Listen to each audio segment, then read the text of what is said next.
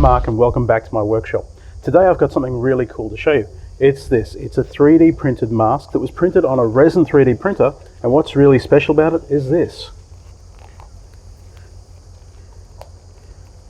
That's right, it's a flexible 3D printing resin. Want to know more? Keep watching. If you've watched my channel for a while, you know what my favorite 3D printer is. It's the Peopoly Moai. And Peopoly have recently released their Phenom printer, which is a large format resin 3D printer. And that's what this particular mask was printed on. This model was created by Florence, one of the amazing artists over at Props Foundry, and she's done a fantastic job modeling this mask. It was printed by Peopoly on one of their Phenoms with their flexible 3D printing resin. Props Foundry do not really release their model files. That's because they make props. However, this is a bit of a collaboration between myself, Peopoly, who printed this on their Phenom, and Props Foundry, who created the model. And what part am I going to play in this collaboration? Well, I'm going to finish this mask and turn it into a prop. Cue the build video.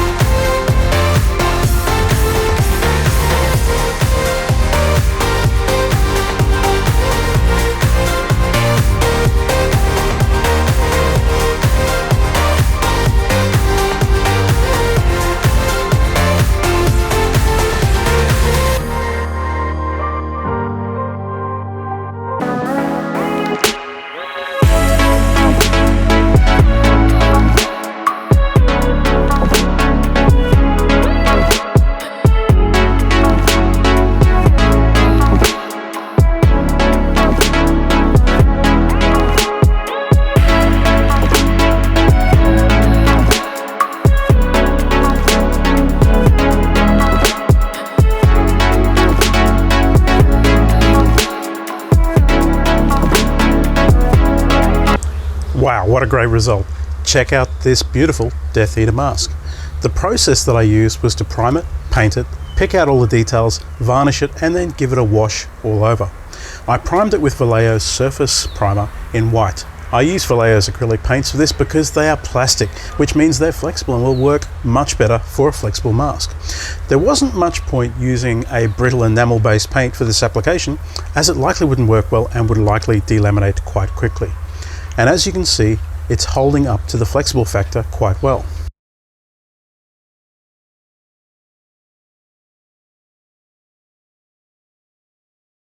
I also left the paint to cure for at least an hour between every single coat.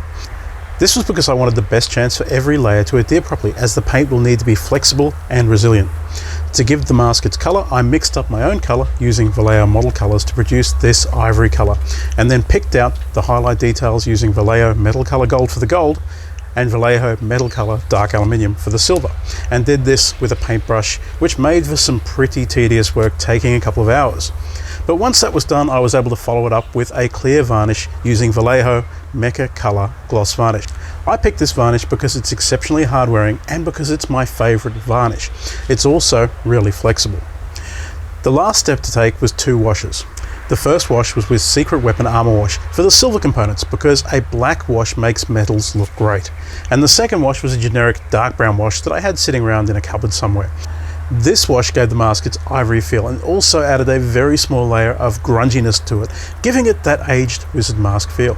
And the results speak for themselves. I'm really happy with how this turned out. As I mentioned at the start, I didn't sculpt or print this mask personally. The mask itself was created by Props Foundry and then printed by the wonderful folks at Peopoly on one of their Phenom printers. They sent the mask to me to finish, and they printed it in this tenacious resin so I could get a chance to give the resin a test. Interestingly, what I have heard about this resin is that it's apparently very difficult to print with, and that's not terribly surprising. The resin has a lot of flexibility and give, and for a printer that has a peel action where the print is constantly being placed against and then peeled from the print bed, it's going to make prints with a flexible material very difficult. Any print you do with a peel action will result in the print being repeatedly deformed due to the print, and this is going to happen maybe 1,000 times or more during a print, which is going to cause artifacts. It's going to cause support failures. So keep that in mind. This is not a resin for beginners. You can get fantastic results like this one with it. However, you need to be well aware of the properties and the performance of the resin. The quality of this print in particular is excellent. The detail's excellent, and I can see no issues despite the difficulty of the print. I would guess that with this resin, print orientation is going to be a major factor in determining the quality of the prints you would get with the resin. As you probably want to minimize the depth of the print, which in turn is going to minimize the stretch exhibited by the print during the peel action. So you'd probably want to orient in this kind of orientation. I'd also guess you would like to go with likewise, I'd guess you'd want to go with larger layer. I'd also guess you want to go with larger layers to minimize the number of peel actions that are going to be taken in a print. Larger layers in a resin print might mean 100 micron, so you're still going to get better quality potential than an FDM printer anyway. A question I'd anticipate is, how does this compare with flexible filament when you're printing? And the answer is, I'd say that this is superior. The results I've seen and experienced myself using flexible filaments are that the prints tend to be pretty sloppy. The print quality here is comparable to most resin prints, which are obviously far beyond what you would see with FDM prints. However, FDM printing will not place the same kind of stresses on flexible prints, so it may depend a lot on the kind of model you're printing. I would suggest to start with, tending to go with conservative prints. If this is difficult resin to print with, then it makes sense to choose easier prints to work with. I actually really like this resin, and the question is, would I finish a prop made with the Siraya-Tech tenacious resin again? Definitely. I think that this is a flexible resin which is potentially a game changer, in particular for people doing cosplay. In my opinion, one of the biggest problems with resin prints is their rigidity. If we drop a resin print, it can shatter. Here's an example.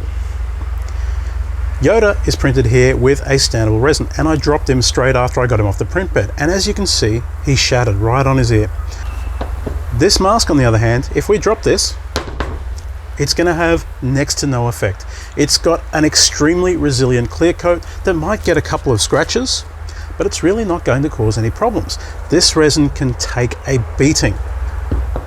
For cosplayers, this resin translates to an extremely resilient print that can be used literally off the print bed like I did here. I finished this straight off the print bed with literally no post-processing except for the paintwork. This prop could be used right now at a con without fear that the print is going to break or shatter due to handling and dropping. I am a big fan of this resin and I'm actually really keen to do more work with it. So that brings us to the end of the video, and I'd like to thank both Peopoly and Props Foundry for making this mask available and sending it to me. To be clear, I'm not being endorsed by either of these companies. This is purely a collaboration between us, and it wouldn't have been possible without their generosity. Now, as the video is over, if you have any suggestions on things you'd like to see printed with this resin, or if you have any questions about the flexible resin, drop me a comment down below. And as always, if you've enjoyed what I'm doing here and want to see more of my Random Maker videos, hit the like and subscribe buttons. Thank you for watching. See you in the next video.